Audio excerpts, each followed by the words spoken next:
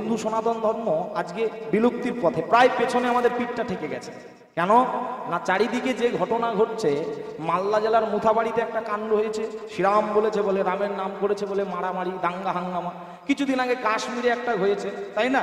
কাশ্মীরে এমন হয়েছে, যারা ঘুরতে গিয়েছিল, যারা পর্যটক, সেই পর্যটকদের ধরে ভারতবর্ষের সৈনিকদের পোশাক পরে তাদের প্যান্ট খুলে তাদের দেখেছে তারা হিন্দু না মুসলিম। তাদেরকে জিজ্ঞাসা করা হয়েছে, তোমরা হিন্দু না মুসলিম? তারা এক কথাই বলেছে যে আমরা হিন্দু। তাদেরকে জিজ্ঞাসা করা হয়নি তুমি বাগদি, চামার, কাঙাল, ব্রাহ্মণ, ক্ষত্রিয়, এসব জিজ্ঞাসা করা হয়নি। জিজ্ঞাসা করা হয়েছে শুধু হিন্দু কিনা। যেই বলেছে হিন্দু, সঙ্গে সঙ্গে শুট করা হয়েছে। একটা কথা মাথায় রাখবেন, এটা একটা মানুষের জীবন বিসর্জন হলো না, একটা মানুষকে মারা হলো না, হিন্দুত্বটাকে মারা হলো, হিন্দুত্বটার বিনাশ করা হলো, মানুষের ধর্মের উপর আঘাত আনা হলো। একটা কথা বলে দিই, আপনারা না যদি এখনো সচেতন হন, এখনো যদি আপনারা ঘুমিয়ে থাকেন, কদিন পরে দেখবেন এই যে ধর্মীয় সভাগুলো হচ্ছে এগুলো আর হবে না, এগুলো ধীরে ধীরে বন্ধ হয়ে যাবে। কারণ আমাদের হিন্দু সনাতন ধর্ম ধীরে ধীরে মানুষগুলো যদি নিজেদের প্রাণ বাঁচাবার ভয়ে ধর্মের জন্য না লড়াই করেন, একটা কথাই জানেন তো কি, সংস্কৃতে একটা কথা আছে, ধর্ম রক্ষতি রক্ষতা, যে ধর্মকে রক্ষা করে ধর্ম তাকে রক্ষা করে, আর যে ধর্ম আচরণ করে না, ধর্মে না হি না পশু হি সমানা, যে ধর্ম আচরণ করে না সে হলো পশুর সমান। এই যে আমাদের হিন্দু সনাতন ধর্মের উপরে বারবার আঁচড় আসছে, বারবার আঘাত আসছে, আমরা যদি এখনো ঘুমিয়ে থাকি, আমাদের চেতন শক্তি কবে আসবে? একটা কথা বলে রাখি শুনুন, যে ঘুমিয়ে থাকে তাকে কিন্তু ঘুম থেকে জাগানো যায়, যে ঘুমানোর ভান করে থাকে তাকে কিন্তু ঘুম থেকে জাগানো যায় না। আর আমরা সবাই ঘুমিয়ে নেই, ঘুমানোর ভান করে আছি। হ্যাঁ, একটা কথা মাথায় রাখবেন, হিন্দুরাই যেদিন হিন্দুর শত্রু হয়ে যায়, সেই ধর্ম আর টিকবে কত দিন? আমরা তো নিজেরাই নিজেদের শত্রু হয়ে গেছি, এটাই হচ্ছে সব থেকে বড় কথা। একজন যদি জয় নিতাই বলে, একজন যদি হরে কৃষ্ণ বলে, তাদের মধ্যে দাঙ্গা মারাম হয়ে গেল। বলে ও কেন হরে কৃষ্ণ বলে, ও কেন জয় নিতাই বলবে না? আরে বাবা, জয় নিতাই বলুক, জয় রাধে বলুক, হরে কৃষ্ণ বলুক, বলে তো ভগবানের নাম তো করে।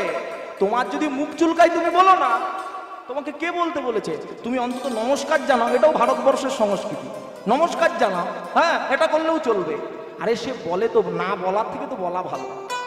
একটা কথা বলি, মাথায় রাখবেন, মাঝে মাঝে না ধর্ম বাঁচাতে গেলে, যেমন রুটি আর সরকারের মধ্যে একটা মিল আছে, কি জানেন? রুটিকে যদি বেশিক্ষণ আগুনে রাখেন, রুটিটা কিন্তু পুড়ে ছাই হয়ে যাবে। আর তেমনি সরকারকে যদি এক সিংহাসনে বেশিক্ষণ বসিয়ে রাখেন, জনগণ পুড়ে ছাই হয়ে যাবে। তাই মাঝে মাঝে রুটিকে যেমন পাল্টাতে হয়, এমনি সরকারকে তেমন মাঝে মাঝে পাল্টাতে হবে। তবে দেখবেন ভারতবর্ষটা ঠিক থাকবে, ধর্মের দেশ থাকবে, না হলে পুড়ে ছারখার হয়ে যাবে। নিতাই গৌর হরি বল, হরি বল। হ্যাঁ, সবাই মিলে একটু আমরা ভারত মাতার নামে জয়ধ্বনি দিতে পারে কি? বলো ভারত মাতা কি, ভারত মাতা কি, ভারত মাতা কি। হ্যাঁ, আর এখনো বলি, যারা ভারত মাতার সন্তান হয়ে ভারত মায়ের নামে জয় দিতে মুখ চুলকাচ্ছে, যাদের মুখে রুচি আসে না সুগার টেস্ট করাবে, যাদের নিঃশ্বাস নিতে অসুস্থ হচ্ছে করোনা টেস্ট করাবে, আর যারা হিন্দু সনাতনী মানুষ হয়ে ভারত মাতার নামে জয়ধ্বনি দিতে মুখে বাঁধে, আপনি আপনার রক্তটা চেক করাবেন, আপনি আদৌ হিন্দু তো? ভারত মাতার পক্ষ থেকে যদি আঁচল চলে যায়, আমি ভারত মায়ের সন্তান, আমার কর্তব্য হবে, আমি দাঁড়িয়ে দাঁড়িয়ে দেখবো না, আমার কর্তব্য মাকে আর একটা কাপড় বুকে দিয়ে দেওয়া। আর যে সমস্ত পুরুষ মানুষ যারা ধর্ম আজকাল আমাদের বিলুপ্তি পথে, যারা ধর্মের জন্য লড়ছে না, তাদেরকে বলবো কাল থেকে মেয়েদের মতো কাপড় পরে রাস্তায় ঘুরে বেড়াবে তোমরা, কারণ তোমরা কাপড় পরারই যোগ্য। আগে ধর্ম বাঁচাও। কেন জানো? স্বাস্থ্য না যদি পড়ো, তুমি তোমার সংস্কৃতি হারিয়ে ফেলবে, আর যুদ্ধের জন্য না যদি তরবারি ধরো, তোমার রাষ্ট্রটাকে পুরো হারিয়ে ফেলবে। তাই আগে আমাদের সবার দরকার একে অপরে হাতে হাত রেখে নিজেদের ধর্ম বাঁচানোর লড়াই করতে হবে। হ্যাঁ, যেমন ভক্তরা মালা হাতে ধরতে জানে। আমি বৃন্দাবনে বিনোদ বাবা এসেছিল, বাবাকে প্রশ্ন করেছিলাম, বাবা ধর্ম বাঁচানোর জন্য মানুষ কি করবে? বাবা তখন একটা কথা বলেছিল, তখন আর মালার ঝোলা হাতে নিয়ে ঘুরলে হবে না, তখন একটু তরবারি বের করে যুদ্ধ করতে নামতে হবে। হ্যাঁ, তবে ধর্ম বাঁচবে, না হলে বাঁচবে না। হ্যাঁ, তা বলতে গিয়ে বলি, সেই আমরা গৌর প্রেমী এক ভক্তের কথা আস্বাদন করব। আর আমরা যেমন বৃন্দাবন লীলা বা কৃষ্ণ লীলা আস্বাদন করতে গেলে আমরা আজও সেই বৃন্দাবনে বাঁশি বাজারে গাইতে গাইতে যাই। আজকে যেহেতু গৌর লীলা আস্বাদন করব, আমরা তাহলে নবদ্বীপে যেতে হবে। আর নবদ্বীপে গিয়ে আজও পর্যন্ত শিবাসঙ্গনের দেয়ালে যদি কেউ কান রাখে, দেখতে পাবেন যে গৌর হরির চরণের রূপুর শোনা যাচ্ছে। তাই আরো তাহলে আমরা বলতে পারি আজও সেই বৃন্দাবনে নয়, আমরা বলবো কি আজও সেই শিবা সঙ্গনে আমার গৌর নাচে রে, আমার নিতাই নাচে রে, আজও সেই শিবা সঙ্গনে গৌর নাচে রে, প্রাণ নিতাই নাচে রে। ও গো আজও সেই শিবা সঙ্গনে গৌর নাচে রে, প্রাণ নিতাই নাচে রে, আজও সেই শিবা সঙ্গনে গৌর নাচে রে, প্রাণ নিতাই নাচে রে। ও ভাই দেখার নয়ন,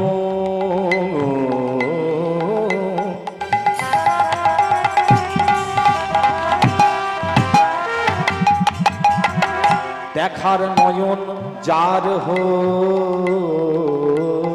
হয়েছে, দেখার নয়ন যার হয়েছে, সেই তো দেখে রে, দেখে রে,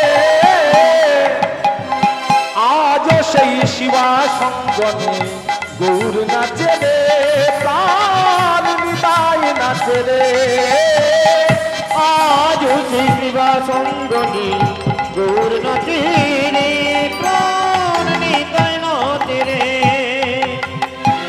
আজও সেই ভক্তগণ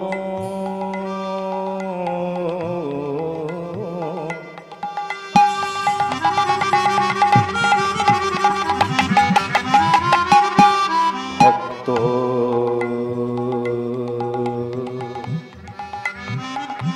ভক্তগণ ভক্তগণ ভক্তগণ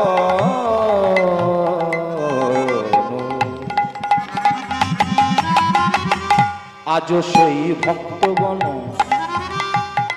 তারা করে হরিগুণ কীর্তন, ওগো আজও সেই ভক্ত গণ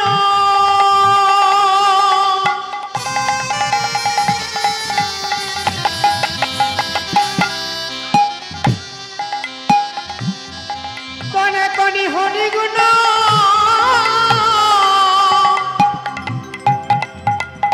কীর্তন। ওই না প্রেমাবেশে আলিঙ্গন, প্রেমাবেশে আলিঙ্গন, প্রেমাবেশে আলিঙ্গন, ও ভাই প্রেমাবেশে প্রেমাবেশে আলিঙ্গন দেয় কলাকুলি রে, আস্তে একটু হাতগুলো তোলা যায়, উলুধ্বনি দেয়া যায়, আর একটু জোরে হয়, সবাই মিলে যদি উলু দেন এরকম তো আওয়াজ হওয়ার কথা নয়, আর একটু জোরে হওয়ার কথা।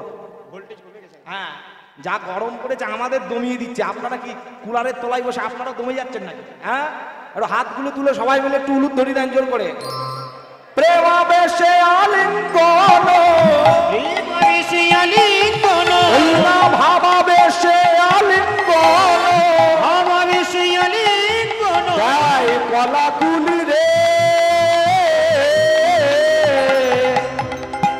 আজও সেই শিবা সঙ্গনে গৌর নাচে রে, প্রাণ নিতাই নাচে রে, আজও সেই শিবা সঙ্গনে গৌর নাচে রে, প্রাণ নিতাই নাচে রে। আজও সেই শিবা সঙ্গনে গৌর নাচে রে, প্রাণ নিতাই নাচে রে। আজ নদীয়া নাগরী গণে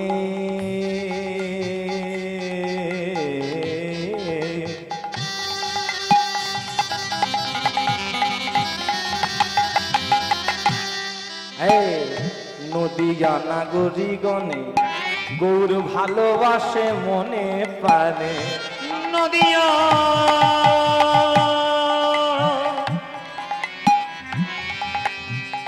নদিয়া নগরী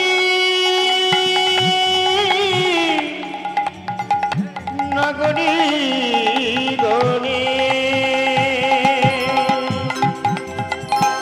আমার সোনার গৌর হরি যখন পথ দিয়ে হেঁটে যেতেন, রোজের নদিয়া নাগরী যারা থাকতো দুয়ারটা খুলে বসে বসে থাকতো, গৌর তুমি আমার দরজার সামনে দিয়ে চলে যাচ্ছ, কবে তুমি আমার দরজা খুলে আমার হৃদয় কারাগারে ঢুকবে।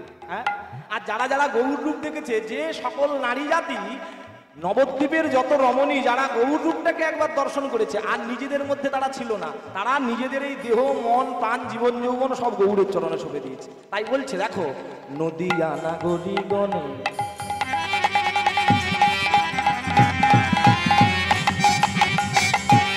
গৌর ভালোবাসে মনে প্রাণে, নদিয়া নগরী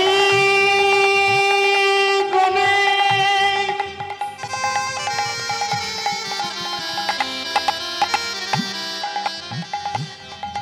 গৌর ভালোবাসে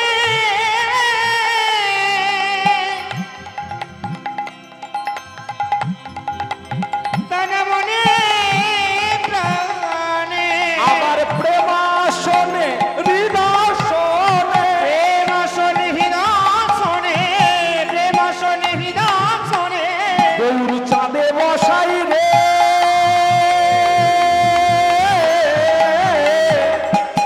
আজ সেই শিবা সঙ্গমে আমার গৌর নাচে রে, প্রাণ নিতাই নাচে রে, নিতাই গৌর হরিবল হরিবল। গৌর নাচে রে প্রাণ নিতাই নাচে রে, প্রাণ নিতাই নাচে রে, প্রাণ নিতাই নাচে রে। বলো প্রেম নেতা গৌর সুন্দর ভগবান কি, জয় বলো নিতাই চাঁদ কি। জয় খারাপ লাগছে কি? জয়। খারাপ লাগছে তাও যাও, ভালো লাগছে না খারাপ লাগছে? ভালো লাগছে তো, তা আপনারা জয় দিয়ে দিলেন যে? আমি বললাম খারাপ লাগছে তাও জয়। না না, আমি একটু চেক করলাম, আপনারা মিষ্টি দোকানে গিয়ে 5 টাকা পিস রসগোল্লা কিনবেন, দোকানদারকে কি জিজ্ঞাসা করছি, দাদা রসগোল্লার গাটা এমন ফেটে ফেটে গেল কেন? আচ্ছা দাদা ভিতরে কি রসটা কম গেছে? হ্যাঁ, রসটা টক হয়ে গেল কেন? কতদিনের মিষ্টি? আপনারা 5 টাকার রসগোল্লা কিনতে গিয়ে বারবার যেমন দোকানদারকে প্রশ্ন করেন, তেমনি আপনারা ভগবানের মূল্যবান কথা শুনতে বসেছেন, আমি একটু ঝালিয়ে দেখে নেবো না আপনারা কতটা খাঁটি ভক্ত। রসিক রসিক সবাই বলো হে, কেহ তো রসিক নয়, ভাবিয়া গুনিয়া বুঝিয়া দেখিলে কোটি দেখতে হয়। কীর্তনাসরে গিয়ে 10,000 15,000 শ্রোতা আছে এমন জায়গায়ও গান করে এসেছি, কিন্তু 10,000 15,000 শ্রোতা আসর ভর্তি করে বসে লাভ নাই তো। আমি যদি বিচার করে দেখি তার মধ্যে হয়তো 7,000 জন খাঁটি শ্রোতা, বাদ বাকি সব চিটে ধান, ওরা উড়ে পালাবে। তেমনি আপনারা যজন আছেন আমাকে বুঝতে হবে এখন কতজন খাঁটি আর কতজন চিটে। আমি দেখলাম মোটামুটি সবাই মোটামুটি খাঁটি ভক্ত আছে। সবাই মিলে যখন বললাম যে খারাপ লাগছে, সবাই জয় দিয়েছে, মানে এরা ডুবে গেছে, আমাকে ধরে নিতে হবে ডুবে গেছে, তাই না? ভক্তমণ্ডলী মায়েরা, এবার আজকে আমাদের লীলা মাধুর্য ভক্ত ছিল রঘুনাথ দাস ঠাকুরের জীবনী কথা। শুরুতেই বলতে গিয়ে বলি, নামে ছিল হরিদাস, প্রণামে রঘুনাথ দাস, আচারে শ্রী রামানন্দ, প্রচারে শ্রী নিত্যানন্দ, প্রচারে শ্রী নিত্যানন্দ। নামে ছিল হরিদাস। হরিদাস ঠাকুর যেমন দিনান্তে 3 লক্ষ নাম জপ করতেন, এই রেকর্ড আজ পর্যন্ত কেউ ভাঙতে পারে। প্রণামে রঘুনাথ দাস, যে রঘুনাথ দাস গোস্বামীর কথা আস্বাদন করব, এই রঘুনাথ দাস ঠাকুর বৃন্দাবনে থাকাকালীন 1000টা মন্দিরে 1000 বার প্রণাম করতেন, আর পথের মধ্যে যত সাধুগুরু বৈষ্ণবকে দেখতে পেত সবাইকে দণ্ডবত প্রণাম করত। এই রেকর্ড আজ পর্যন্ত কেউ ভাঙতে পারেনি। এইবার আচারে শ্রী রামানন্দ, রামানন্দ রায় যেমন আচার আচরণ করেছে, এই রেকর্ড আজ পর্যন্ত কেউ ভাঙতে পারেনি। প্রচারে শ্রী নিত্যানন্দ, মেরেছিস কলসির কানা তা বলে কি প্রেম দেবো না? হ্যাঁ, জগাই মাধায় যখন নবদ্বীপের মাটিতে যে জগাই মাধায় দিনে 80 ভাঁড় করে মদ খেতে, একটা ভাঁড় না। আমাদের এখনকার দিনের ছেলেরা তো 1 বোতল খেয়েই উল্টে পড়ে থাকে। হ্যাঁ, মেন কথা কি জানেন তো, ওরা মদকে খায় না, মদ ওদেরকে খেয়ে নেয়। হ্যাঁ, ওই জন্য তো ওদের কোনো অবস্থা। যখন নিতাই চাঁদ হরিদাস ঠাকুরকে নিয়ে হরিনাম প্রচার করতে বেরিয়েছে, হরিনাম প্রচার করতে করতে যাচ্ছে, জগাই আর মাধায় 2 ভাই দাঁড়িয়ে আছে, আর নিতাই চাঁদের কপালটা ফাটিয়ে দিয়েছিল কে বলুন দেখিনি? জগাই না মাধায়? কে মেরেছিল কপালে? ঘটনাটা সবাই জানেন, কিন্তু কে মারলো সেটাই হচ্ছে জানা হয় না। কে মারলো? মাধায়। আর যখন মাধায় মেরে দিয়েছে নিতাই চাঁদের কপালে, জগাই গিয়ে মাধাইকে বলছে, হেই ভাই, কাজটা কি তুই ভালো করলি? ওরে বৈষ্ণব মানুষ, সাধু মানুষ, একটু ধমকে রেখে দিতে পারছিস, একটু বোকাঝোকা করে রাখতে পারছিস, মেরে মাথা ফাটাতে গেলি কেন? সঙ্গে সঙ্গে আজকে জগাই মাধাইকে বলছে, কি বলছে জানে? বলে, এই ভাই, ঘরের সামনে গঙ্গা এসেছে, গঙ্গায় স্নান করবো নাকি কুম্ভে ছুটে যাবো নাকি? বলে সে কি রে, তুই কি কথা বলছিস? বলে হ্যাঁ, ঘরের সামনে গঙ্গা এসেছে। বলে ঘরের সামনে গঙ্গা এসেছে মানে তুই ঠিক আছিস তো? আজকে তোর একটু বেশি খাওয়া হয়ে গেছে। বলে না রে, আমি ঠিক বলছি। বলে কি ঠিক বলছিস? বলে দেখ, আমি নিতাই চাঁদের কপালে মেরে মাথাটা ফাটিয়ে দিয়েছি। নিতাই চাঁদ যখন ফাটা কপাল নিয়ে গৌরহরির সামনে গিয়ে দাঁড়াবে না, গৌরহরি নিতাই চাঁদের কপালে রক্ত দেখে ঠিক থাকতে পারবে না, কে কপাল ফাটিয়েছে তাকে খুঁজতে বেরিয়ে পড়বে, সিআইডি তদন্ত চালিয়ে দেবে। আর আস্তে আস্তে যখন আমাদের কাছে এসে দাঁড়াবে তখন আমরা গৌড়ের চরণে গিয়ে পড়ে যাবো। আর যখন পড়ে যাবো তখন গৌড় কৃপা করে দেবে। হ্যাঁ, এই তাহলে আমি এতদিন ভাবতাম তুই জাতে মাতাল, এখন দেখছি জাতে মাতাল নয়, তালেও ঠিক আছে। তালেও ঠিক আছে। এই ভাই, আজকে তুই যে আমার ভাই, আমার গর্ববোধ হচ্ছে। বেশ, তাই আজ পর্যন্ত যখন নিতাই চাঁদ গিয়ে দাঁড়িয়েছে গৌরহরির সামনে, গৌরহরি খুঁজতে খুঁজতে জগাই মাধায়ের কাছে গেছে, গিয়ে সুদর্শনকে আহ্বান করেছে। সঙ্গে সঙ্গে আজকে নিতাই চাঁদ বলছে, ভাই ওরা আমার সন্তানের মতো, তুমি ওদেরকে আঘাত করো না। কেন? তুমি বলেছিলে এবে অস্ত্র না ধারিব, পানেও কারো না মারিব, হরি নাম দিয়া চিত্তশুদ্ধি করিব সবার। তাহলে তুমি অস্ত্র ধরছো কেন? বলে শোন ভাই, একটা বাবার পেটের উপরে যদি একটা বাচ্চা ছেলে উঠে নাচে, বাবা কি কখনো ভাবে আমার ছেলে আমায় লাথি মারছে? ভাবে? ভাবে না। তা তেমনি জগাই মাধায় আমার সন্তানের মতো রে, ওরা আমাকে আঘাত করেছে, আমি ওই আঘাত নিইনি, ওরা আমার সন্তানের মতো, আমি ওদের ক্ষমা করে দিলাম। যখন নিতাই চাঁদ ক্ষমা করে দিলেন, গৌরহরির কাছ থেকে প্রেম পেল। আর সেই জগাই মাধায় প্রেম পেয়ে নদীয়ার গঙ্গার ঘাটে কোদাল দিয়ে ঘাট খুঁড়ে দিয়েছিল। কেন জানেন? বলে আমাদের তো সাধন ভজন হলো না, সারা জীবন অসৎসঙ্গ করে কাটালাম, এই যে আমরা ঘাট খুলে দিলাম, আজ যখন অগণিত ভক্তবৃন্দ গঙ্গায় স্নান করতে নামবে, ঘাটের উপর দিয়ে যাবে, আমরা জানবো আমাদের হৃদয়রূপী ঘাটটা তত পবিত্র হয়ে যাচ্ছে। ভক্ত পদ রজয় আর ভক্ত পদ জল, ভক্তের ভুক্ত অবশেষ তিন সাধনের মহাবল। বুঝলি? তাই এই জগাই মাধায় তারা কি করলো, নিতাই চাঁদের কপাল ফাটিয়েও প্রেম পেয়ে গেল। আমরা অধম পড়ে রইলাম। আমরা পড়ে থাকারই যোগ্য। কেন জানেন তো? কীর্তন আসরে এসে কীর্তনের প্রতি ধ্যান না দিয়ে যদি পাঁপড় ভাজা ডিম চাউমিনের দোকানের দিকে বেশি নজর থাকে, তাহলে আর কিন্তু কীর্তন আসরে কীর্তন আস্বাদন হবে না। 24 পরগনা যত জায়গায় কীর্তনে যায়, কীর্তন আসরের চারিদিকে ডিম চাউমিনের দোকান। আরে মহাপ্রভু ওই কীর্তন আসরে থাকে না, ছুটে পালিয়ে যায়। হ্যাঁ, কতক্ষণ থাকবে? আমরা বলি যেখানে হয় হরিনাম সংকীর্তন সেটা বৃন্দাবন, যেখানে হয় ভক্তের আগমন সেটা বৃন্দাবন, যেখানে হয় সাধুর আগমন সেটা বৃন্দাবন। তা বৃন্দাবনে কি ডিম চাউমিন খাওয়ার জায়গা নাকি? হ্যাঁ, বৃন্দাবনে ভগবানের কথা, রাধারানীর প্রেম আস্বাদনের জন্য আসতে হয়, ডিম চাউমিন খাওয়ার জায়গা না। নিতাই গৌর হরি বল। হ্যাঁ, বলতে গিয়ে বলি, হুগলি জেলার আদিসপ্ত গ্রামেতে দুই ভাই থাকতো, একজনের নাম হিরণ্য দাস, একজনের নাম গোবর্ধন দাস। ওই হিরণ্য দাস আর গোবর্ধন দাস দুই ভাই তৎকালীন সময়ে নবাব হোসেন শাহের আন্ডারে কাজ করত। আর রাজ্যের কর আদায় করে 20 লক্ষ টাকা কর আদায় করত। তার মধ্যে 12 লক্ষ টাকা নবাব হোসেন শাহের হাতে তুলে দিত, 8 লক্ষ টাকা নিজেদের কাছে রাখত। এবং দুই ভাই ব্যবসা বাবদ আরো 4 লক্ষ টাকা ইনকাম করতো। মোট মিলিয়ে দুই ভাইয়ের বার্ষিক আয় ছিল 12 লক্ষ টাকা, 20 লক্ষ টাকা, যা আজকার যুগে দাঁড়িয়ে 1 কোটি টাকাকেও ছাড়িয়ে যায়। তাহলে দুই ভাইয়ের এত জায়গা জমি, এত ঘর বাড়ি, তবু দুই ভাইয়ের অন্তরে সুখ শান্তি নাই। কেন বলুন তো? আপনি পয়সা দিয়ে একটা বিরাট বড় বাড়ি গড়াতে পারেন, ঘুমটা সুখটাকে কখনো কিনতে পারবেন না। আপনি পয়সা দিয়ে একটা বিরাট বড় পালঙ্ক গড়াতে পারেন, সোনার পালঙ্ক, ঘুমটাকে কখনো কিনতে পারবেন না। আপনি পয়সা দিয়ে ভালো পোশাক পরে মানুষ সাজার অভিনয় করতে পারেন, মনুষ্যত্বটাকে কখনো কেনা যায় না। আর আপনি পয়সা দিয়ে বাজার থেকে একটা দামি ঘড়ি কিনে হাতে পরতে পারেন, সময়কে কখনো কেনা যায় না। কারণ time and tide wait for none, সময় আর স্রোত কারোর জন্য থেমে থাকে না। সময় চলিয়া যায় নদীর স্রোতের পায়, ঘড়ির কাঁটা দিতে বলে টিক টিক টিক, সময় থাকতে যে না হরি ভজন করে, তারে শত শত ধিক, শত শত ধিক আর শত শত ধিক। হ্যাঁ, আর পয়সা দিয়ে আপনি বাজার থেকে বহুমূল্যের সোনা কিনে গায়ে ধারণ করে সৌন্দর্যটাকে বাড়ানোর চেষ্টা করতে পারেন, কিন্তু সৌন্দর্যটা কখনো কেনানো যাবে না। তেমনি এই জগতে দাঁড়িয়ে আপনারা যে যাই করুন না কেন, যেটা আপনি চাইবেন সেটা পাবেন, তার থেকে বেশি পাবেন না। এমনও তো মানুষ আছে, খবরের কাগজে আমি দেখছিলাম, মানুষের কত কিছু ইচ্ছা। একটা বাচ্চা ছেলের ইচ্ছা যায় মায়ের কোলে সবসময় ঘুমায়। হ্যাঁ, আমাদের মতো ছেলেদের ইচ্ছা যায় আমরা ঘুরে বেড়ায়। হ্যাঁ, আমাদের মনে এই ছেলেটা আছে, একটু মেয়ে দেখতে ভালোবাসে, কীর্তন আসরে গিয়ে মেয়ে দেখতে। হ্যাঁ, তা তেমনি সবার একটা ইচ্ছা আছে। এমনও মানুষের ইচ্ছা আসে 80 বছর বয়সে বিয়ে করব। আপনার খবরের কাগজে দেখেননি? কদিন আগে বিয়ে করেছে 61। হ্যাঁ, ভক্তমন্ডলী মায়েরা, তা কি হয়েছে? যা হোক, সবার ইচ্ছা আছে। শিশুর নেহারি লক্ষ্য মাতৃস্তন্য পানে,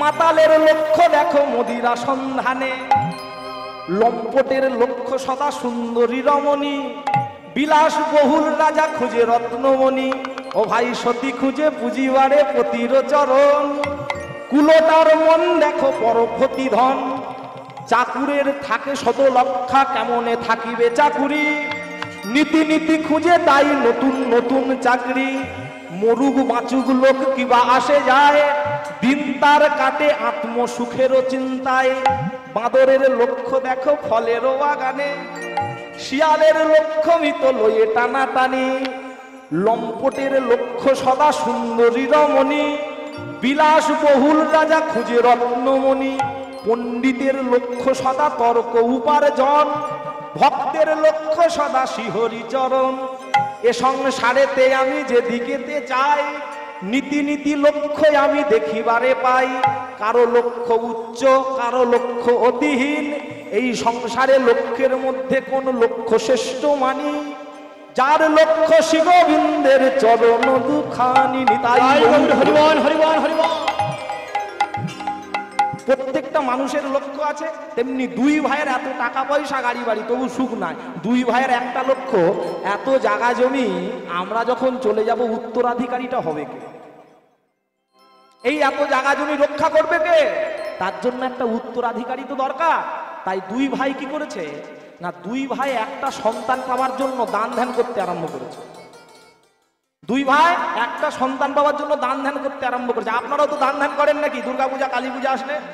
হ্যাঁ, যে দেখিয়ে দান করে ওটা বিজ্ঞাপন দাতা, আর যে লুকিয়ে দান করে ওটাই হলো প্রকৃত দাতা।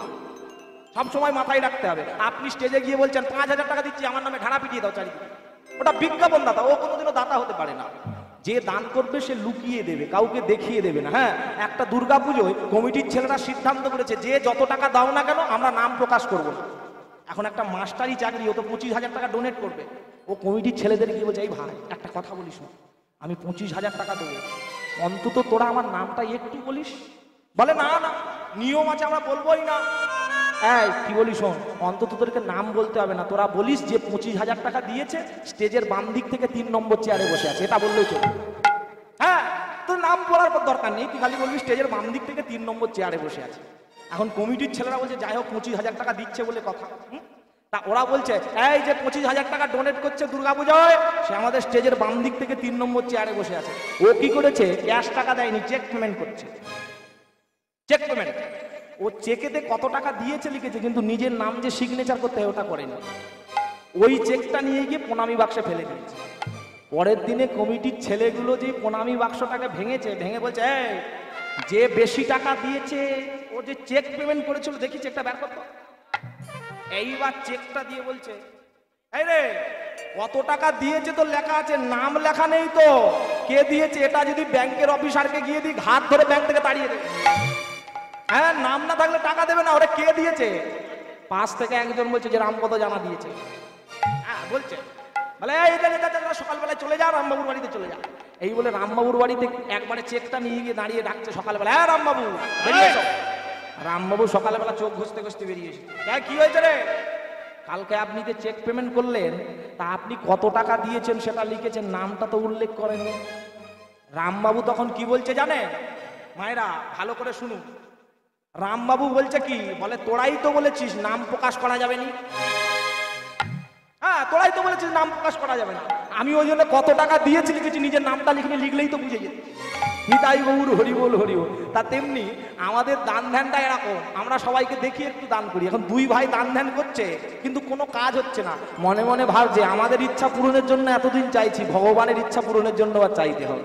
হ্যাঁ, যেদিন ভগবানের ইচ্ছার পূরণের জন্য কিছু চাইবে সেদিন ভগবান কৃপা করবে। দুই ভাই কি করেছে, দুই ভাই ভগবানের পূজার থালা নিয়ে গিয়ে ভগবানের ঘরে ঢুকে পড়েছে, আর ভগবানের ঘরে ঢুকে ভগবানকে মালাটা পরিয়ে দিয়েছে, আর মালাটা পরিয়ে দিয়ে দুই ভাই বসে বসে গাইছে কৃষ্ণ নামের মালা গেথে। দুই ভাই হাতে মালা নিয়েছে, গোবিন্দকে পড়াচ্ছে আর গাইছে কৃষ্ণ নামের মালা গেথে।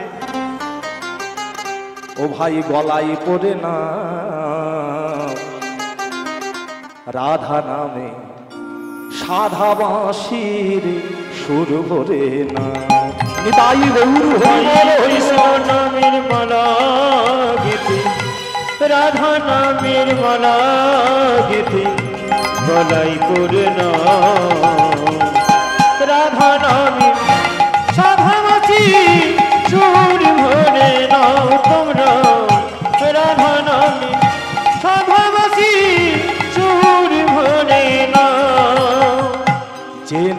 শুনে রীতি যমুনায়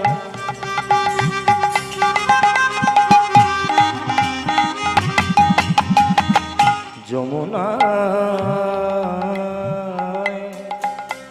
হ্যাঁ, আস্তে বলতে গিয়ে বলি, গান শুধু গাইলেই হয় না, প্রত্যেকটা গানকে সুর বুঝে, লয় বুঝে, ছন্দ বুঝে গাইতে হয়। আমার গুরুদেব আমাকে একটা কথা বলেন, জানো আসি, গান গাইছো, শ্রোতাদের কান পর্যন্ত গেছে, তখনও তোমার গা হয়নি। যখন গানটা গিয়ে শ্রোতাদের কানে গিয়ে বসবে, সেটাই তোমার প্রকৃত গা হয়েছে। যে গান শুনলে জুড়ায় প্রাণ, সেটাই তো প্রকৃত গান। আর এখনকার দিনের ছেলেরা স্কুল যেতে যেতে গায়, স্কুল থেকে আসার সময় গায়, যার ফোন আছে তার হাতে দেখি একটাই গান, ছি ছি ছি রিনলি ছি ছি। হ্যাঁ, বলে সোনাকে চিনলি, মোনাকে চিনলি, ওকে চিনলি, তাকে চিনলি, আমাকে চিনলি না। আরে তুমি যদি নিজের স্বরূপটা চিনতে, তুমি আর ছিচিননি গাইতে, তোমার লজ্জা পাই না? জীব নিত্য কৃষ্ণ দাস ইহা ভুলি গেলা, অতএব মায়া পিশাচি জীবের গলেতে বান্ধিলা। তুমি কৃষ্ণের দাস হবে বলে এসেছো, এসে মায়ার দাস, গাড়ির দাস, বাড়ির দাস, টাকার দাস আর বইয়ের দাস হয়ে বসে আছো। আর তুমি সংসারে এসে ছিচিননি গাইছো, লজ্জা পাই না? গান যদি গাইতে হয়, ছোটবেলা থেকে ছেলে মেয়েদের গুরু বন্দনা, বৈষ্ণব বন্দনা শেখান, ভগবানের পদাবলী কীর্তন শেখান, তবে তো সংসারে ব্যালেন্সটা ঠিক থাকবে, নাহলে ব্যালেন্স নষ্ট হয়ে যাবে। দেখুন তো, যে নাম শুনে রীতি যমুনায়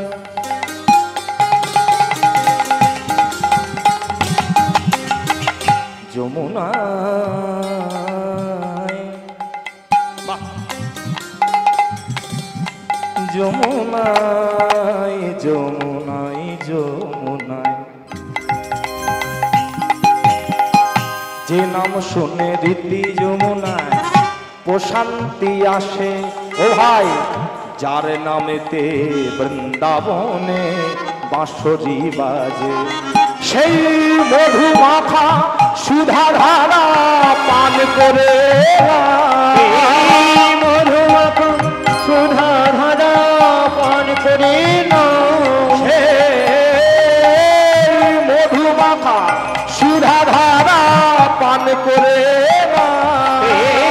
মধু মাখা সুধা ধারা পান করে নাও। ও ভাই, কৃষ্ণ নামে রাধা নামে, রাধা নামের সাধা মাসে সুর করে নাও। নিতাই গৌর হরি কৃষ্ণ নামের মালা দিধি, রাধা নামের মালা দিধি, গলায় পড়ে নাও।